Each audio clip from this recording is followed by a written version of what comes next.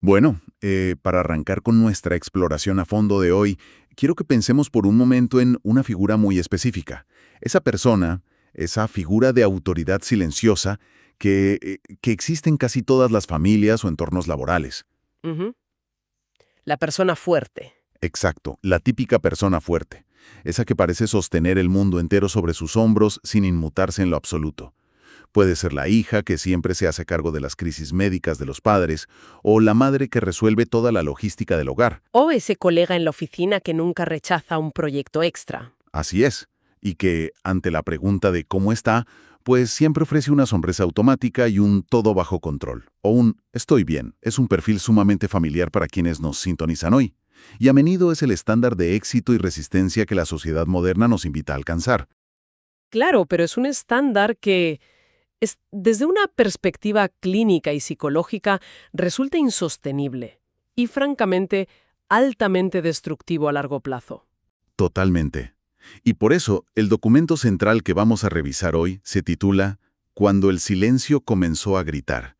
Es un registro detallado que narra la historia de Claudia, una mujer que, ella personificaba esta fortaleza inquebrantable de la que hablamos, hasta que su cuerpo simplemente dijo basta.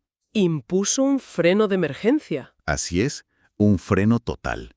Y nuestra misión en este análisis es desglosar la anatomía de un colapso por ansiedad. Vamos a entender cómo esas emociones reprimidas se manifiestan físicamente y sobre todo descubrir cómo la ansiedad puede transformarse de un enemigo a una herramienta vital de autoconocimiento. Que es un giro de perspectiva fundamental. Sin duda. Así que, bueno, vamos a desempacar todo esto. Porque el caso de Claudia nos da un mapa clarísimo de quién era ella antes de llegar a ese punto de quiebre. Los documentos la describen cumpliendo todos estos roles a la perfección. La hija responsable, la madre resolutiva, la mujer imparable. Operaba en lo que podríamos definir como un estado de hipervigilancia funcional constante. Y leyendo los detalles, a mí se me venía a la mente una analogía muy mecánica. Es como tener un motor. Digamos un motor de combustión que está revolucionado al máximo. La aguja del velocímetro está metida en la zona roja de forma permanente. Ajá, sin descanso alguno. Exacto. El coche sigue avanzando por pura inercia, saltando entre el trabajo, la casa y las metas. Pero nunca recibe mantenimiento. Jamás se apaga la maquinaria para dejar que el metal se enfríe. Y nadie revisa los niveles de aceite. O sea, se asume que mientras siga moviéndose, todo está bien. Y ese todo está bien es precisamente la trampa, porque el peligro de sonreír cuando es necesario y decir estoy bien es que genera una desconexión brutal de los verdaderos sentimientos. Si conectamos esto con el panorama general, vemos cómo la sociedad a menudo premia esta represión emocional. Se le disfraza de virtud, ¿no? Exactamente. Lo disfrazan de ser fuerte o de ser muy resiliente, pero internamente, a nivel neurobiológico, es un desastre. Cuando una persona sonríe ignorando su cansancio, el cerebro de todos modos registra el estrés, el hipotálamo manda señales y empieza a liberar cortisol y adrenalina sin parar. Y el cuerpo humano, por más fuerte que sea la persona, pues no está diseñado para sostener esa inundación hormonal para siempre. No, en lo absoluto. Es una sobrecarga alostática severa. Y esa sobrecarga eventual y lógicamente empieza a buscar una válvula de escape. Algo que me llamó mucho la atención de los documentos es que la ansiedad de Claudia no apareció mágicamente de un día para otro. Fue un proceso acumulativo. El cuerpo empezó a tomar la palabra mucho antes. Siempre lo hace. Empieza con susurros antes de empezar a gritar. Literalmente. Y las fuentes enumeran señales clarísimas que fueron ignoradas. Cosas como tener el sueño muy ligero, pasar noches enteras con pensamientos incesantes revisando listas de tareas y esa extraña sensación de falta de aire en el pecho, como si la capacidad de los pulmones se hubiera reducido. Y fíjate que esas primeras señales son respuestas biológicas directas al exceso de cortisol. El sueño ligero, por ejemplo, ocurre porque el cerebro mantiene un estado de alerta. Percibe una amenaza en el entorno y decide que no es seguro dormir profundamente. Claro, está haciendo guardia. Exacto. Y esa falta de aire es porque la respiración se vuelve superficial. El cuerpo se está preparando para pelear o huir. Pero como el mandato consciente de Claudia era seguir adelante a toda costa, ella silenciaba estas alarmas biológicas con más trabajo y con más tazas de café. Hasta que el cuerpo dijo ya no más. Y aquí es donde llegamos a un punto que me parece impactante. El clímax de esta historia. El día en que todo colapsó no fue durante una emergencia familiar o un proyecto de trabajo masivo. Fue en el supermercado. Un entorno de lo más cotidiano. Un martes cualquiera, sin ningún peligro real a la vista. Ella estaba en el pasillo, rodeada de carritos de compras, y de repente se desata un infierno físico. El corazón se le acelera descontroladamente, las manos le empiezan a temblar y le invade una ola de miedo paralizante. Terror absoluto sin razón aparente. Es una experiencia aterradora. Lo es. Y resulta fascinante y desolador al mismo tiempo, pensar en cómo el primer episodio de ansiedad severa puede darse en un lugar tan seguro. Desde el punto de vista fisiológico, tiene todo el sentido del mundo, aunque parezca ilógico. Lo que pasa es que el sistema de alarma de Claudia, la amígdala en el cerebro, llevaba años hipersensibilizada. En ese pasillo, el vaso simplemente derramó la última gota. El cuerpo reaccionó como si hubiera un león en el pasillo de los lácteos. Tal cual. El cerebro mandó la orden de bombear sangre a las extremidades para correr, hiperventilar para obtener oxígeno. Es una reacción de supervivencia perfecta frente a una amenaza mortal. El problema es que, al estar rodeada de cajas de cereal y no de depredadores, la mente consciente no encuentra explicación lógica. Y eso genera más pánico, supongo. El miedo al propio miedo. Exacto.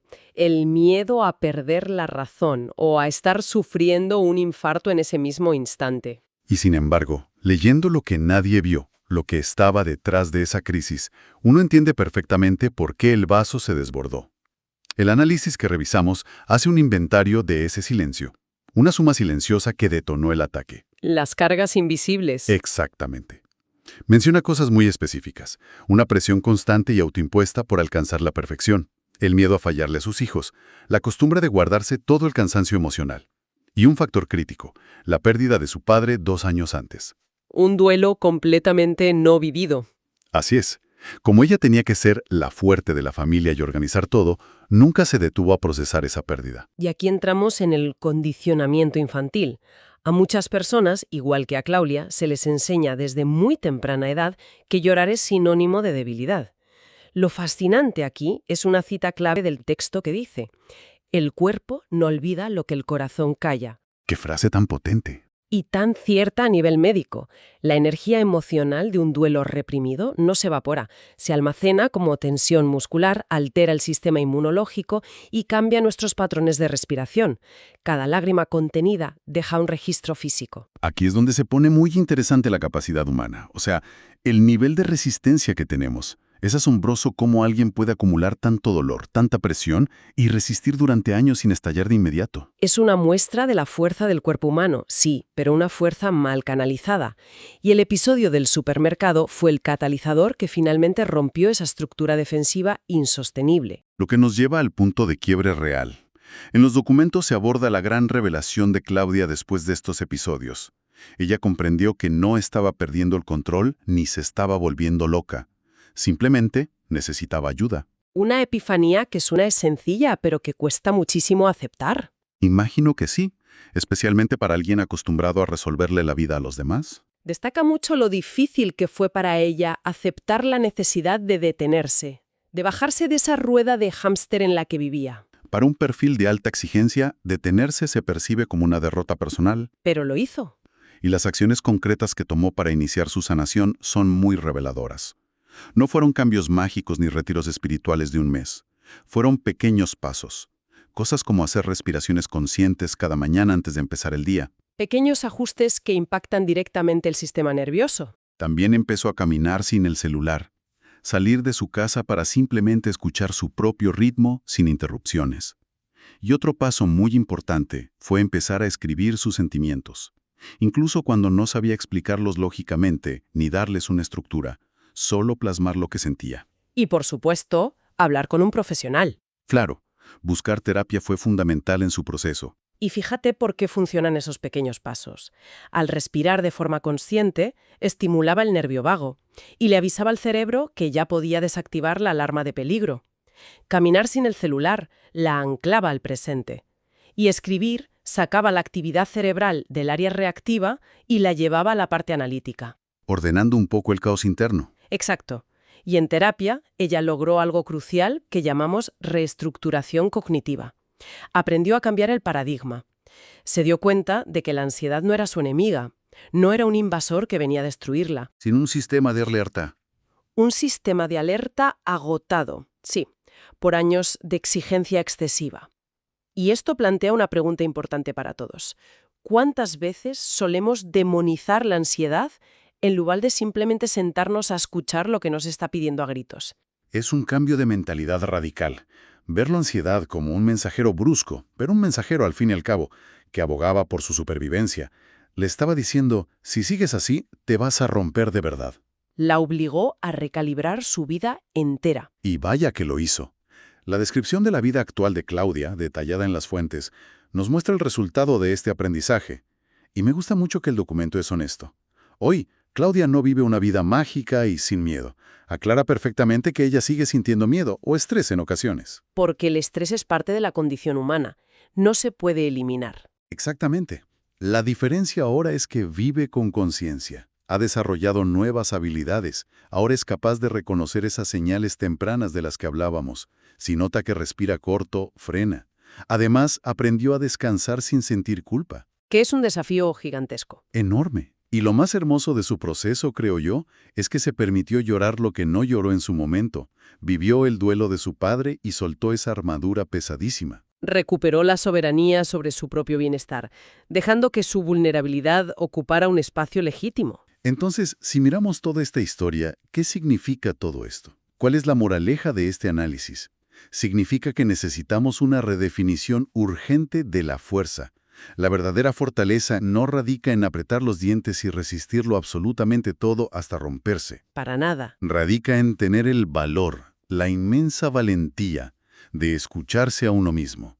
Para Claudia, la ansiedad fue, en última instancia, el grito desesperado que la obligó a volver a casa, a volver a sí misma. Y ese es un mensaje de validación fundamental que debemos recapitular. Es crucial que la audiencia sepa que, si alguien experimenta el corazón acelerado, si alguien siente ese miedo sin aviso en medio del pasillo de un supermercado, no está solo. Y no hay nada roto en su carácter. Exacto. La ansiedad no define a una persona. Es simplemente una experiencia que se puede transformar en autoconocimiento. Y buscar apoyo profesional no es rendirse, es siempre un acto de enorme valentía. Es una intervención estratégica para recuperar el rumbo. Ha sido un análisis verdaderamente revelador sobre la mecánica de nuestras emociones y cómo el cuerpo lleva un registro impecable de todo lo que decidimos no expresar. Un archivo perfecto. Así es. Y para cerrar nuestra exploración de hoy, quiero dejar una reflexión flotando en el aire, algo para la introspección profunda. Si entendemos, a través de la historia de Claudia, que el cuerpo guarda la cuenta exacta de las emociones no procesadas, ¿qué otras alarmas silenciosas podrían estar operando en el fondo de una vida que luce perfectamente organizada, esperando el momento exacto en el que el silencio decida empezar a gritar?